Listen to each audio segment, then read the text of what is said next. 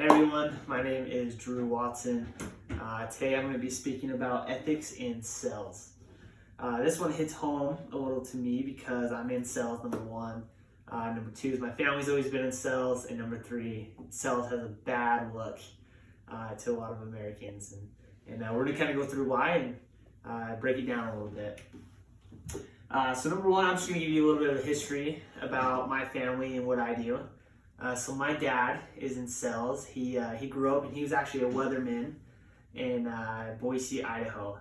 And he had a friend that reached out to him and said, hey, I have this sales job. It's for Hershey's candy. And it was a great job, great benefits, great perks, and you're selling chocolate. Who doesn't love chocolate? And so he took the job and we moved from Boise to Denver, to Vegas, to LA, and to Salt Lake City where I'm at now. And I remember growing up, I thought it was so cool to have a dad, selling chocolate because I had just so much chocolate to eat growing up. But I do remember planning vacations around bonuses and commission checks. And he did have a base salary, but depending on like our vacations and maybe, the items that we did from weekend to weekend was based off that. And so I grew up not wanting to be in sales because I don't want to live my life off of a commission check. And so I grew up, I went on an LDS mission, came home, and I started studying business. I worked for Questar for a couple of years, and I was a collector, and I would go to businesses and collect money for them.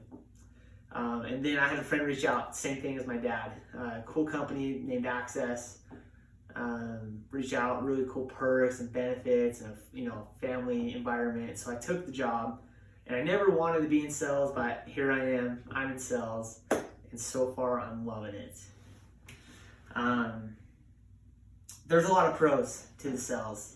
I'm going to kind of go through them a little bit. Number one is I believe, this is just my personal belief, is the most important division. If sales isn't happening, then the rest of the divisions don't even matter. So your sales team has to be selling. It has to be selling a lot in order to make IT work, HR work, everywhere else work. So I believe they put a lot of resources into the sales division, and that helps the sales guys a lot. Number two is uncapped earning potential. It's up to you on how much you want to make. For example, I have a base salary and then commissions and bonuses off that. So if you do really good, sky's the limit on how much you can make. Number three is flexibility. As long as you're hitting your numbers and making your calls and follow up and making your sales, you can work as little or as much as you like.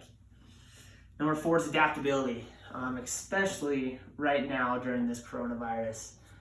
I could work from home and not miss a step, and so I'm able to adapt from going into the office to working at home, and kind of probably do that both after this virus is over. And the last one is I work with a lot of different people. I talk to hundreds and hundreds of different companies and individuals. So I love working with people. That's my favorite thing. But the cons is the view of sales and the lack of trust. I went on a friend trip this last fall, and I had a friend just graduate college, and he had a sales guy reach out to him and offer him a job. And he kind of mentioned it was kind of bottom of the barrel. And I was like, well, I'm in sales. Like, what do you think is bottom of the barrel? And exactly what this says right here is a lack of trust. People don't trust sales guys because they think they want, they'll step on your throat for a buck. And it's just sad to see that. No one trusts a sales guy.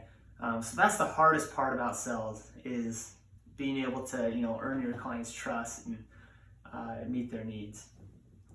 The second one is an inconsistent paycheck. I know I just talked about pay and how that's a pro, but if you do have a bad month, a bad quarter, because every sales guy is going to go through that.